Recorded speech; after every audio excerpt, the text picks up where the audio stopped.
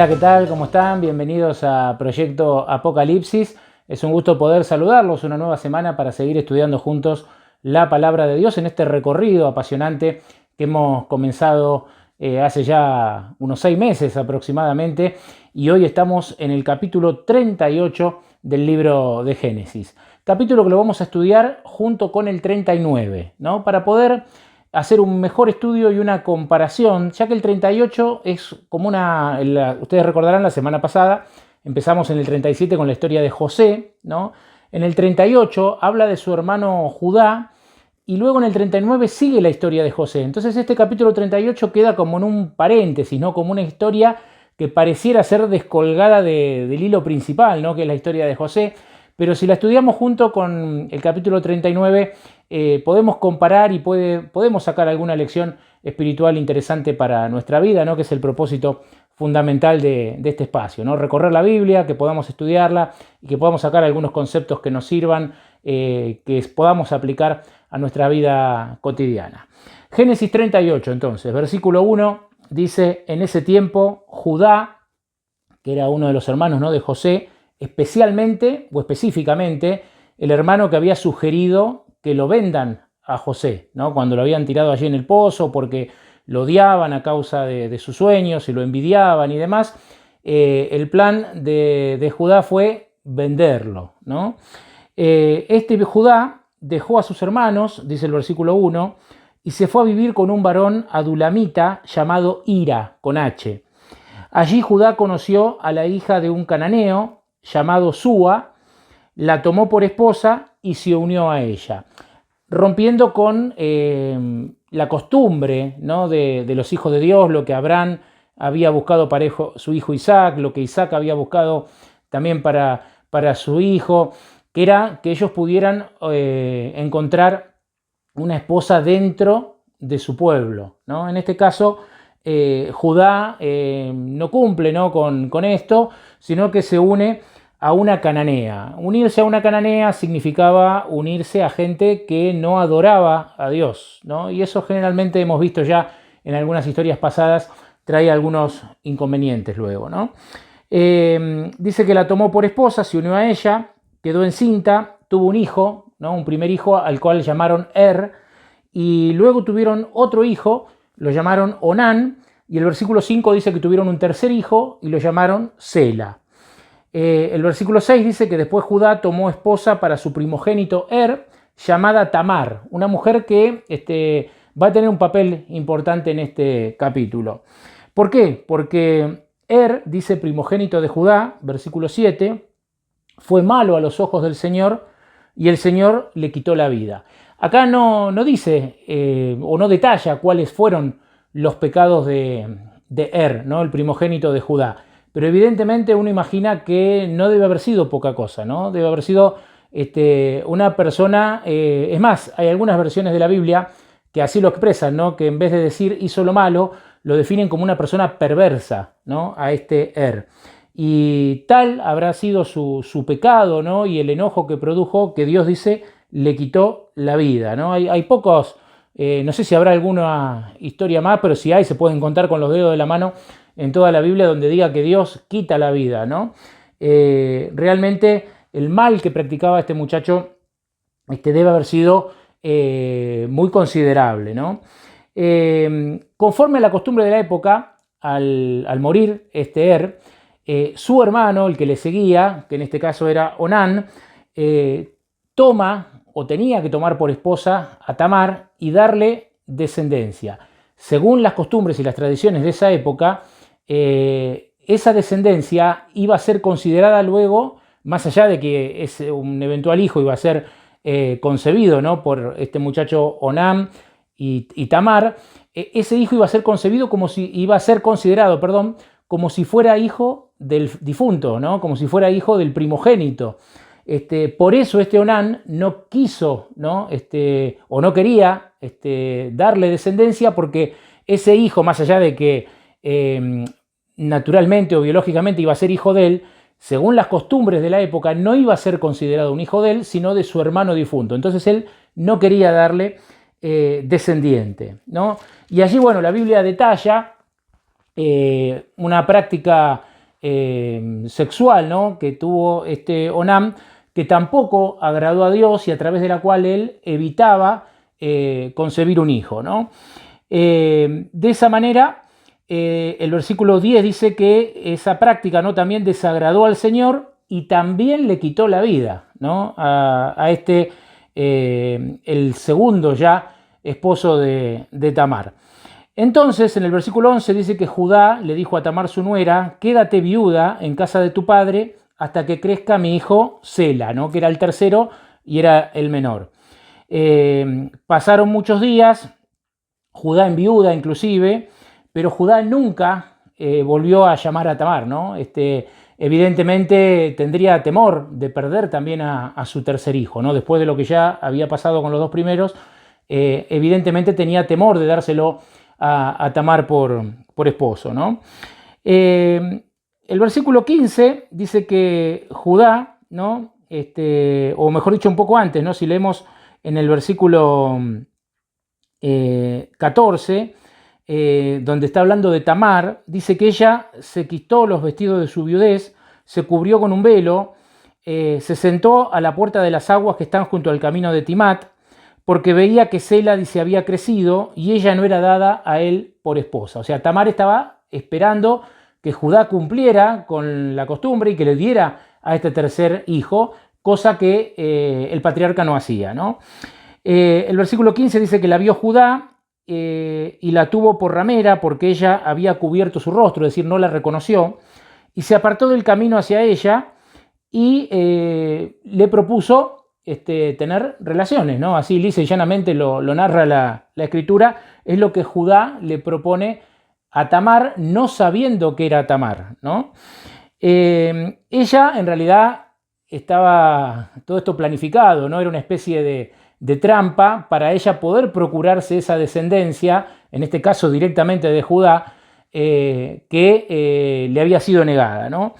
Entonces en el versículo 17, ella dice, él le dice, te enviaré un cabrito, y ella agregó, dame alguna prenda hasta que lo envíe, ¿no? Era el pago por tener relaciones. Entonces él preguntó, ¿qué prenda te daré? Y ella respondió, tu anillo, tu manto y el bastón que tienes en tu mano. Y él se los dio y se juntó con ella y ella concibió de él, ¿no? O sea, Tamar obtuvo lo que quería. El versículo 24 dice que al cabo de unos 3 meses avisaron a Judá que Tamar su nuera había fornicado y que estaba embarazada, ¿no? Y Judá dijo, sáquenla y sea quemada. También un castigo, ¿no?, que se acostumbraba en aquella época, un castigo cruel, ¿no?, que se acostumbraba en aquella época seguramente conforme a tradiciones paganas, ¿no?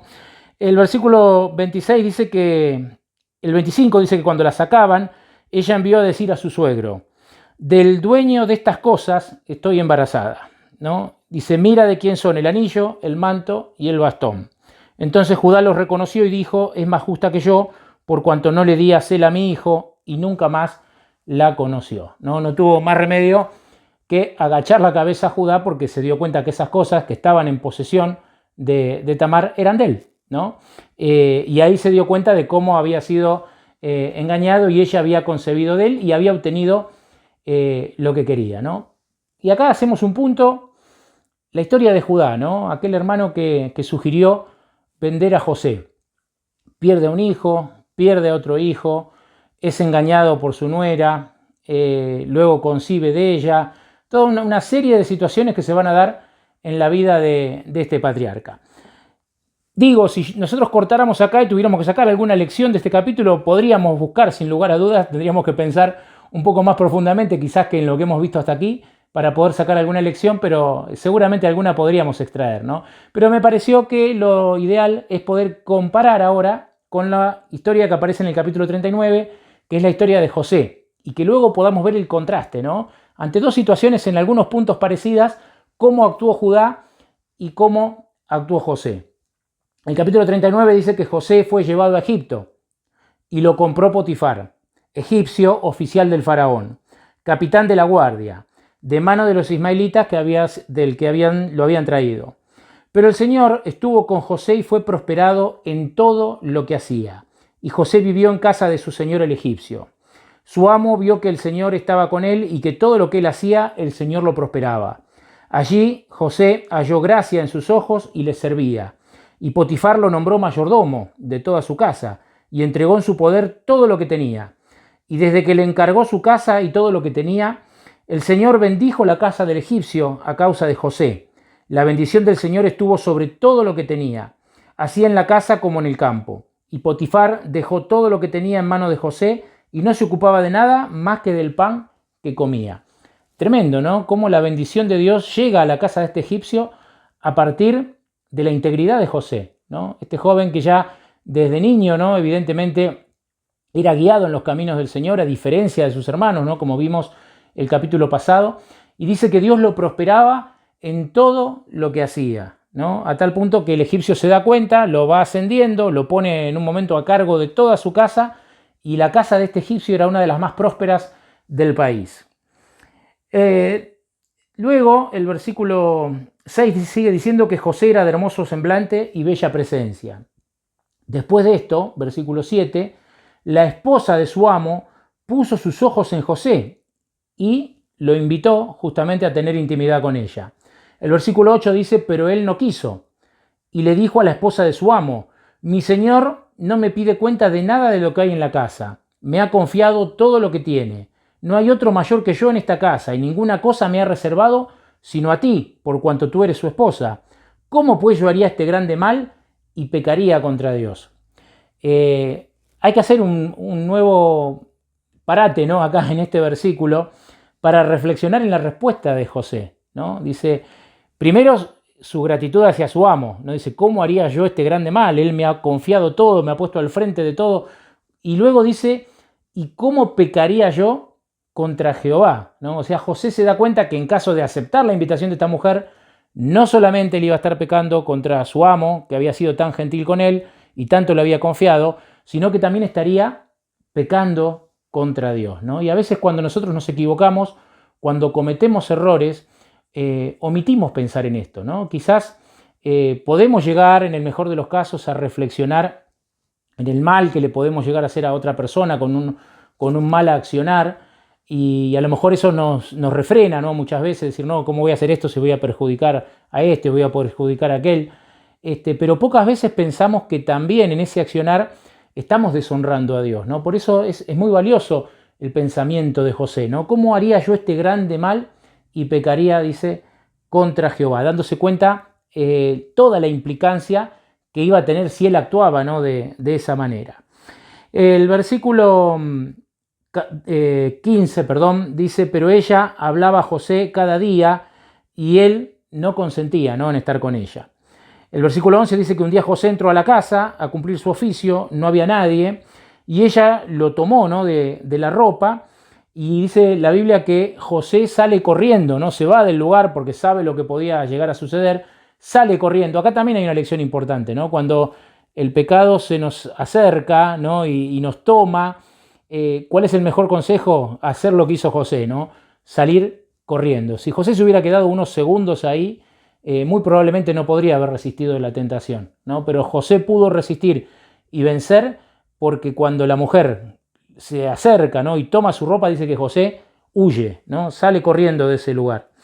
Pero claro, la mujer, enojada, porque José no aceptaba su invitación, dice que comenzó a los gritos y creó toda una escena donde hizo creer que José había querido tomarla a ella por la fuerza, ¿no? inventando esta historia. Resumiendo, el versículo 20 dice que el amo tomó a José, lo encarceló con los presos del rey y José quedó en la cárcel. Pero el Señor estuvo con José, le extendió su bondad y le dio gracia en los ojos del jefe de la cárcel. Y el jefe de la cárcel le entregó en sus manos todos los presos que había en esa prisión. Todo lo que hacía allí lo hacía José. El jefe de la cárcel no necesitaba atender cosa alguna que estaba a cargo de José, porque el Señor estaba con José y lo que él hacía, el Señor lo prosperaba. No importa si estaba en la casa del egipcio, no importa si estaba en la cárcel, todo lo que José hacía, Dios lo hacía prosperar. Y así ocurre o debe ocurrir, ¿no? en la vida de cada hijo de Dios. No importa la situación en la que estemos, no importa si estás en un palacio, no importa si estás en la cárcel, en el lugar a donde estemos, podemos honrar a Dios, ¿no? A través de los actos. En el lugar a donde estemos podemos dar gloria al nombre de Dios procediendo de una manera correcta y el Señor va a bendecir ese accionar, porque el mismo Dios que estuvo con José también quiere estar con vos, también quiere estar conmigo. Les decía que era interesante leer los 2 capítulos para poder comparar, ¿no? Situación. Y fíjense el paralelismo en una cosa, ¿no? Porque también, si bien a este capítulo le pusimos Judá y José, le podríamos haber puesto Tamar y esposa de Potifar, ¿no? No tenemos el nombre, pero podemos también hacer esa comparación, ¿no? Porque Tamar, una mujer que lo había perdido todo, una mujer que le era negado su derecho, trama algo, ¿no? Para poder obtener lo que ella quería y lo consigue en la debilidad de Judá, ¿no? Por otro lado, la esposa de Potifar, una mujer que lo tenía todo, una mujer que tenía riqueza, tenía comodidad, seguramente aburrida de esa riqueza y esa comodidad, también tiende una trampa de alguna manera, ¿no? Para poder envolver a José, pero a diferencia de Judá, que Judá busca, ¿no? Realizar ese acto que no estaba bien a los ojos de Dios, de tomar una mujer, ¿no? Que no era su esposa. Mientras Judá busca eso, José, ante la misma situación, huye y sale corriendo, ¿no? Y mientras Tamar, una mujer que no tenía nada, idea un plan para poder conseguir que se le hiciera la justicia, ¿no? Que ella esperaba, la esposa de Potifar, una mujer que lo tenía prácticamente todo, puso en riesgo, ¿no? Todo lo que tenía en busca de esta pasión o de este capricho, ¿no? Seguramente que podríamos definirlo de esa manera.